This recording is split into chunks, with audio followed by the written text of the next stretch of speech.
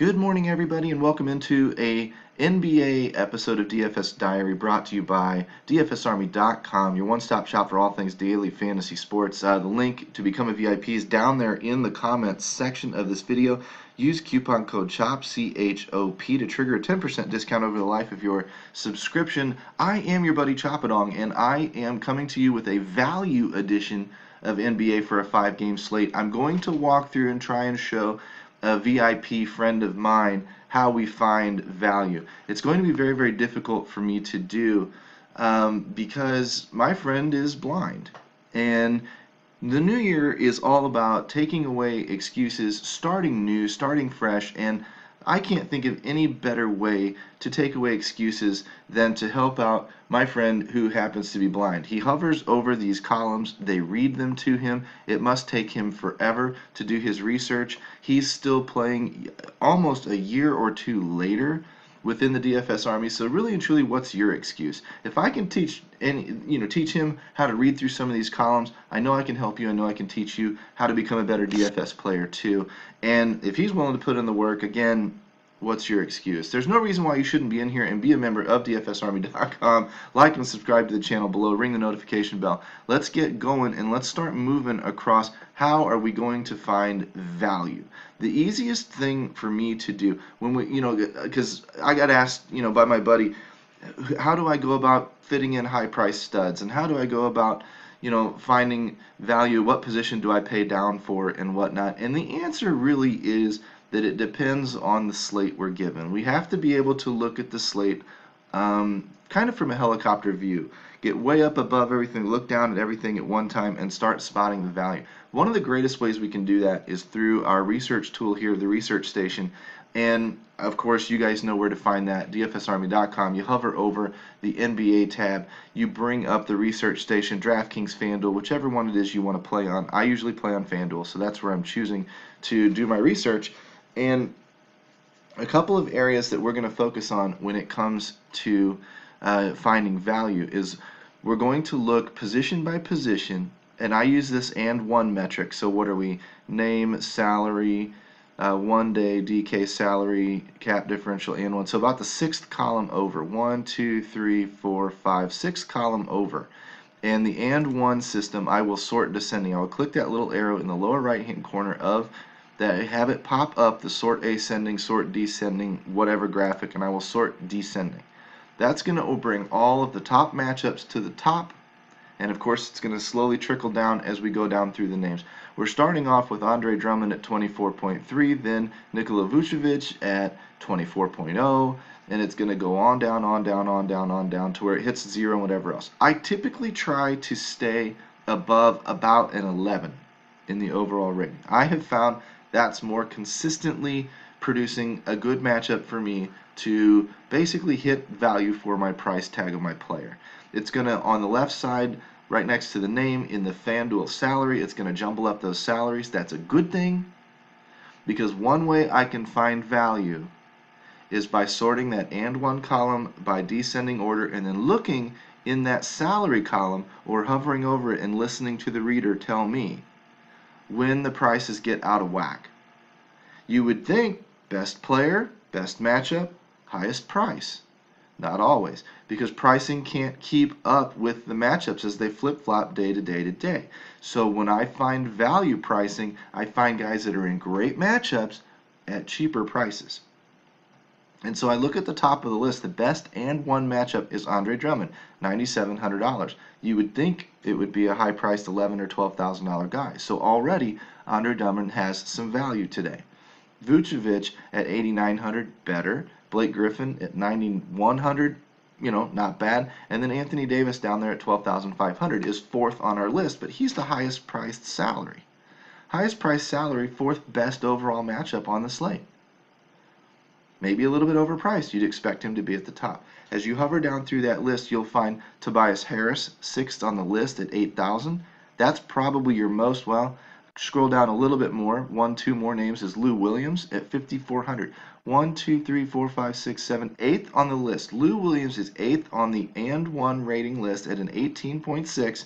If you want to cross-check that one. over there in that sixth column over to the right, get an 18.6, you're right where I am. You come over and you find Lou Williams is only $5,400. I'm not going to automatically pencil him in to my lineups because I still need to follow the news. I still need to make sure that Lou Williams is starting today. If I scroll over let's see, go over to the sixth column, that's the and one, 7th, 8th, 9th, 10th, 11th, 12th, 13th, 14th column is minutes. It'll say edit minutes, and Lou Williams is set for 24 minutes. I'd like to see him get more. But at that 24 minutes, he's projected for 26.6 points, and that's a 4.9 value, rating when you divide by the 1,000, fantasy points per $1,000. That'd be 26.6 divided by 5.4 for 5,400. 26.6 divided by 5.4, you're going to get 4.9 as your answer. That's a kind of a value metric, a value multiplier. We're looking for somewhere around 5.0 or better. That would be the second way we would search for value, and I'll talk about that in 2 seconds.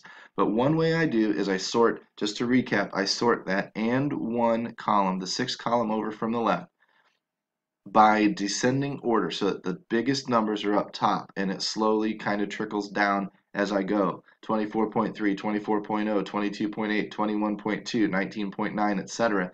And then I'm watching on the left-hand column for the FD salaries, the Fanduel salaries. I'm looking for salaries that are out of place. You would expect the best matchup to have the highest salaries, but when I start finding cheap guys over there in those salaries, if he's ranked 10th, you'd think he'd have the 10th highest salary. Well, when he actually has the 30th highest salary, like a Lou Williams might, then he's recognized as a tremendous value potentially tonight. Now, there's other things we need to dig into when we find somebody like that. Like I said, is he starting? How many minutes is he projected to take? How has he been going lately? There are all sorts of columns through this research station for that, but that's just one area. Out of price or out of order pricing is one way that I look for value. Second way I look for value, obviously, is to go over to what would be the 15th column. I said the edit minutes was 14th. The value column is 15th, and I will just straight sort that by descending order. Because that is what our projection system is going to tell us is the most valuable. It's projecting points. In this case, the very top guy is Rodions Kurux, whatever, however you pronounce his name.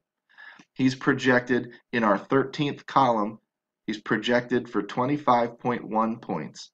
In the 15th column, the value column, he's projected for 6.3x, 6.3 times his value, salary. How do we get that again? We take 25.1, we divide into his salary of $4,000. So I would take 25.1 divided by 4.0, and I get 6.3 as my answer, which tells me he is supposed to, if he hits his projection tonight, he's going to produce about 6 times his, you're getting 6 points per $1,000 spent. It's a good number. We're looking generally in NBA for about 5. 6.3 is tremendous value. Next below him, 5.7 in that 15th column over, the value column. 5.7 is Josh Okogie. Josh Okogie's $3,600. So again, I would take the 20.4 points, that's in the 13th column, projected FanDuel points. 20.4 points, I would divide that by 3.6. The 3,600, I would divide by 3.6. And I would get a 5.7 answer, which tells me 5.7 times his price or his salary or his projections, whatever. 5.7x is what we call it, would be his value. It's well over 5. He's in a good value spot. Okay, and I'll tie all this in here in a minute after I show you a couple of different ways to look for value. You can pick one way, you can incorporate them all, completely up to you. You're going to obviously find different values, different ways that you do it. I would recommend finding a system that makes sense to you, whether it be this straight value column or whether it be out of order pricing or whatever, and stick with it for a while and let it point out the value guys to you, because on any given day things can backfire. If you do something for, say, a week, you'll get a pretty good feel for how strong that system works for you. and whether or not you should maybe change or whether or not you should sort of stick with it or maybe even incorporate other things. So much of this daily fantasy game is individualized that it is actually very, very hard to coach you on any singular method because it's just not easy because there's no singular way to skin a cat in this game. There's just a jillion ways to come up with the good players. Generally, we all land on about the same people in a whole different variety of ways, but we're generally going through you're going through different processes, I'm going through different processes, that guy's going through different processes, and it's really hard to teach some kind of black and white rule. If there was a black and white rule, how do I score 300 points? Well, you just do this. Well, we'd all be doing it every night. Because we're not. There are flaws in all of these systems. There are a lot of variables and moving parts, let alone the human element where a guy might just not have, his shot tonight. Everything might be clanking off the rim. It's just sort of the way things go in this sport. So we kind of have to take that with a grain of salt with our expectations. Um, Another way that I sort for value, I'm going to come back over to the and one column, sixth one over from the left, and I'm going to resort that by descending order. This time I'm going to go position by position, okay? I'm going to go up into that top section there where the positions are, center, power forward, point guard, whatever. I'm going to click on just the point guard, and I'm going to turn off all of the other positions. Now I'm sorted by the and one rating system, and I've got just my point guards tonight. And the top and one rated point guard is Darren Fox at a 17.5, okay? I'm going to look down that and one column, and I'm going to see how far down I go before I get down below a score of 11. So I've got a 17.5, 14.7, 12.7, 12.6, 11.7, 11.5, 11.2, 11.1, and that, if you go over to the far left hand to the name, you'll hear JJ Barea. So let's call that my cutoff at 11, because the next guy down is Spencer Dinwiddie, and he's a 10.2, and I said let's stick to 11 and above. So I count those positions. I have 1, 2, 3, 4, 5, 6, 7, 8 guys over an 11, 8 point guards over a matchup of 11. I'll make a little mental note of that, because what I'm doing now is I'm going to search for positional scarcity. Okay? The harder it is to find good matchups in a position, the more I'm likely to have to pay up in price. It's a different kind of value, but I'm trying to find the best. I'm going to have value. Like if I'm playing football, and 2 years ago, Rob Gronkowski was priced at $7,000, and the next best tight end to him was, Jordan Reed, who's a little bit injured or something, at 5,500. Well, I might pay up for Rob Gronkowski at $7,000 because he's that much better a player. The position of tight end used to be very, very scarce. It used to be very, very hard to find consistent producing tight ends. Therefore, the nature of the beast was to pay up, where everybody else is wanting to pay down. Oh, the whole position is crap. Pay down and why gamble? No. When there's one clear-cut option, you take him. And that's just largely what you do. And that is a positional scarcity mentality that says when it's hard to find value or hard to find good matchups in that position, I'm probably going to have to pay for it. Just supply and demand. If I have a hard time finding a gallon of milk in the store, it's going to cost me when I find it. That Tickle Me Elmo at Christmas time was hard to find for people, and they had to pay for it when they found it. AirPods, whatever you want to say, was hard to find for you this year. You had to pay for it when you found it. However, when there's a ton of supply out there, a ton of great matchups out there, then we can tend to pay down. We can save money and get equally strong matchups, and then that will allow us to pay up where we need to pay up later. That's just a kind of a lineup construction tip that is still very value-centric in its nature.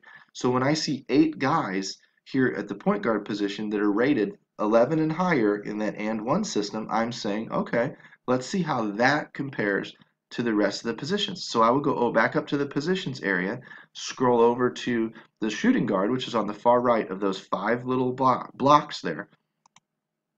And I will now click that, and that will be only shooting guards that I'm dealing with.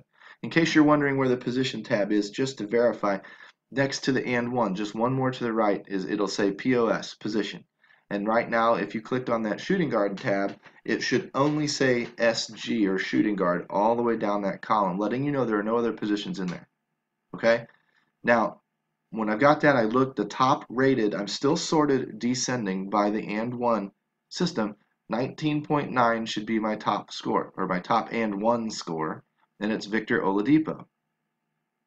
Then I see 18.6, 18.6, 16.7, 13.1, 12.2, 12.1, and then boom, it drops below 11. So 1, 2, 3, 4, 5, 6, 7, 7 guys instead of 8. Not much more scarce than point guards, but you know, technically it's more scarce. What you could also do is compare some of the salaries. And I see Victor Oladipo, and I see Drew Holiday in there at 9,200, and Luka Doncic in there at 8,300, and Bradley Beal in there at 9,000. There's a whole bunch of guys in there in that $8,000-9,000 range, telling me that those great matchups are probably going to be costly. Now I do see Lou Williams and Buddy Hield or Hield or whatever in there at under $7,000 each, so I maybe do have an option to take a very good matchup for cheaper. But overall, this is a fairly pricey position. That tells me I've got one way or two ways to go here. I can kind of do, you know, I can't really get a sense this early in the day what people are going to do. Are they going to pay down there, or are they going to just pay up? If you can get that sense somehow by listening to news, reading news, whatnot, then you can figure out where the traffic is going to go, where the majority of people are going to go, and you can sort of do something different. Are they going to take one high price guy and one low, two low price guys or two high price guys, whatever, and you can do something different to get away from what everybody else is doing in your tournaments and hopefully build a unique lineup that, if it works out for you, gets you up on the leaderboards all by yourself. But as a general rule, it looks like this position is pretty standard. It's not less deep than any of the others. So I'm going to go now to the small forward, the SF tab. Click that, take a look at that one. And I see 1, 2, 3, 4, 5 guys. Only 5 this time above the 11 rating in the and one rating system. So now we're in a pretty scarce position, especially since I have to take 2 of these guys on Fanduel. So I'm looking at, there are some cheaper guys in there. You would think that in a scarce position you're going to have to pay up, but I do see all 5 guys. One of them is Kawhi Leonard at 10,400, and the others are all under 7,500 bucks. So again, it's not really tipping me off to anything too significant at this point. We'll keep going. We'll go to the power forward spot.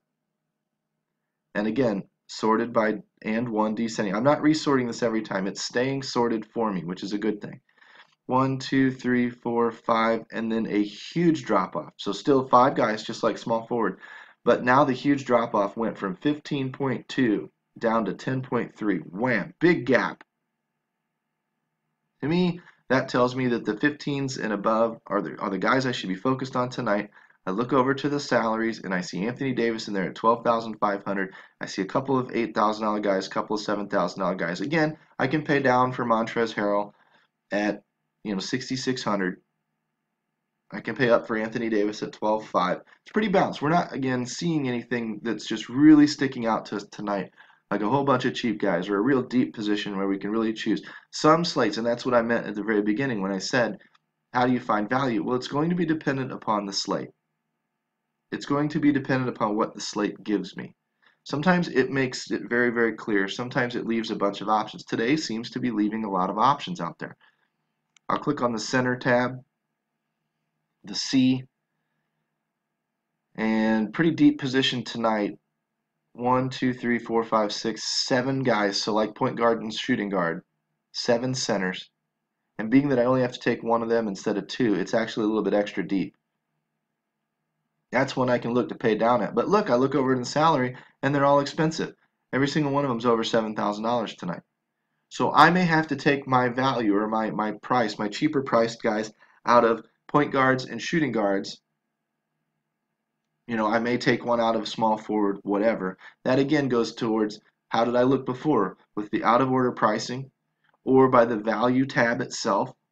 Sorted that by descending and who was 6.3. I mean, I know Lou Williams was in there, but the 6.3 guy, I'll go find him again really quick. got to turn off my centers. That was my bad. But as I search this by descending again, Kurix. Kurix is a power forward. We mentioned that was honestly on the scarce side of positions. There were only 5 or 6 names, and Kurix has a 10.3. It's not an 11. The first 11 I get to is for power forward anyway. Well, not for power forward. Let's look. The first 11 I get to is Darren Collison, $4,500 point guard, 11.5 and 1 rating, and a 5.5 value metric in the value column. So maybe Darren Collison at point guard, because it's a deeper position tonight, becomes very, very important to me. What I'm going to do, and what I'm getting at, is when I've got an idea of this value and where I'm going with this value, is now I'm going to take a few of those guys and I'm going to start my lineups by plugging that guy in. Is Darren Collison starting? Well, he's scheduled to get 27 minutes of play tonight. He's getting 24.8 projected points, and that's 5.5x his salary of, $4,500. So yeah, he's valuable to me tonight. And depending on maybe I want to try and get Anthony Davis in my lineup, but I'm going to have to save a lot of money. Maybe I won't go any higher than Kawhi Leonard, so I don't need to save as much money. I'm still going to take who I view as the most valuable guy on the slate, and I'm going to plug him into my lineup first. There's 2 different methods I'll tell you here really quick for building lineups. One old way that we used to build 5 years ago was called top-down. So when I'm looking at NBA, who's the best point guard? This guy. Who's the next best point guard? This guy. Who's the next shooting guard or the best shooting guard? This guy. Who's the next best shooting guard? This guy. Who's the best small forward? This guy. And we started building kind of from the top of our rosters down as the positions went. Who's the best quarterback? Who's the best running back? Who's the next best running back? Who's the best wide receiver? And then all the time, when you get down to the very, very bottom of those lists, you get down to your power forwards and your centers, or you get down to your tight ends and your defenses. In NFL, you're like, oh crap, I don't have any money left over. You end up punting those positions. A new method about 3 years ago, 4 years ago, started coming out. Some of the sharper minds were saying, I build with value first, because I'm always going to be needing that value at the end of my construction process anyway. Why not start there? Why wouldn't I look for my value first? Not who's the most valuable quarterback or the most valuable point guard, but who's the most valuable player overall on the slate? And I put him in there first. Who's the second most?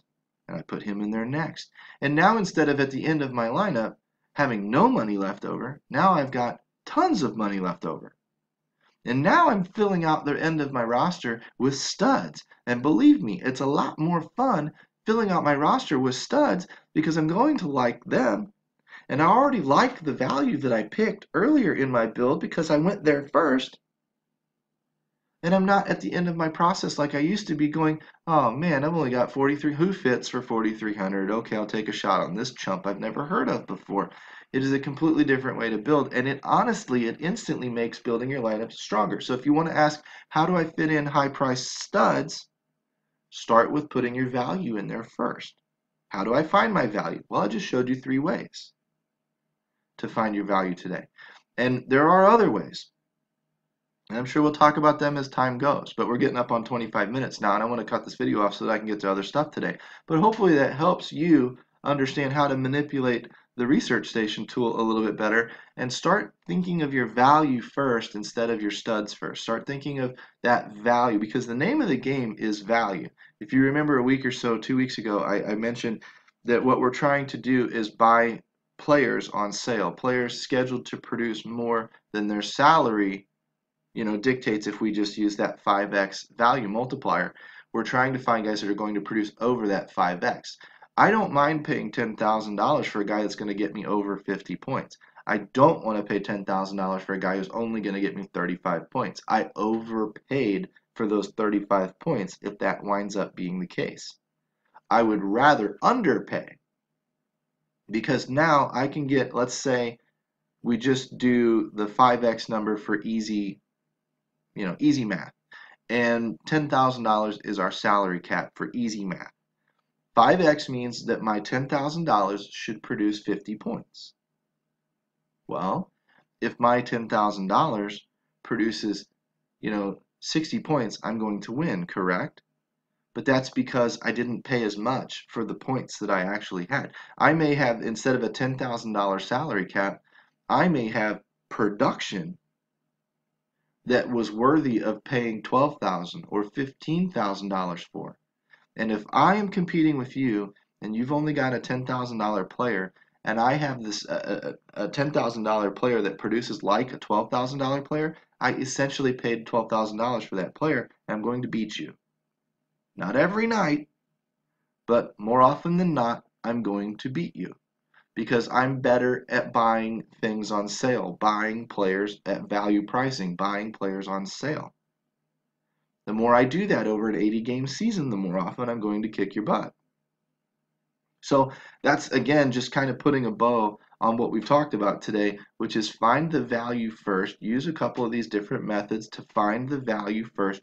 Plug a couple of your favorites into the lineups. Also, pay attention to the coaches' channels in the NBA room. Pay attention to those guys, who they're talking about as deep, deep values today. And maybe they did some of the searching for you. Maybe it's somebody that you researched and said, I like this guy, and then they say it too.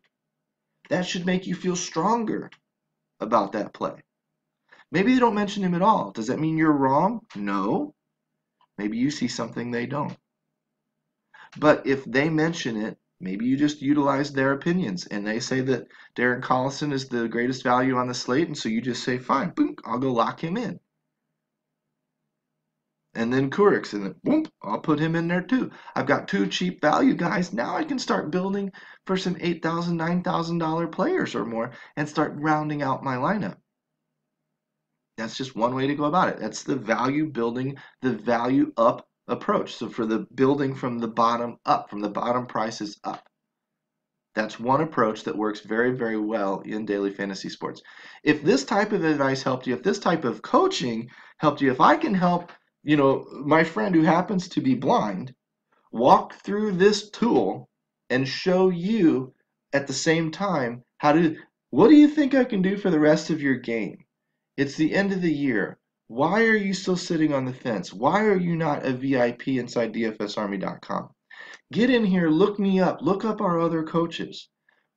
Some of us do make videos, some of us just talk and type. I make videos, maybe not customized videos for people every single day, but on occasion I will make a video for a guy and say, this is for you, this is for the question that you asked, and I will also phrase it. You guys don't realize how many videos I make for people that I turn into videos for you all too.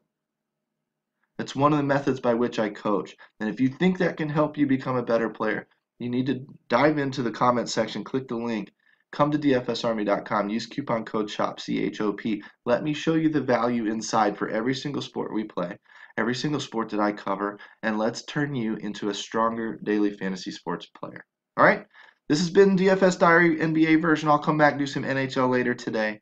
And we're bumping up on 30 minutes. So let's go ahead and ship it and get on out of here for today. Hopefully that helped. Hopefully it didn't overwhelm anybody too much in giving you a few methods of searching for value. Come back. Let's follow the DFS diary. Let's learn as we go, and let's all become better players together. Take care, guys. I will talk to you in the next video.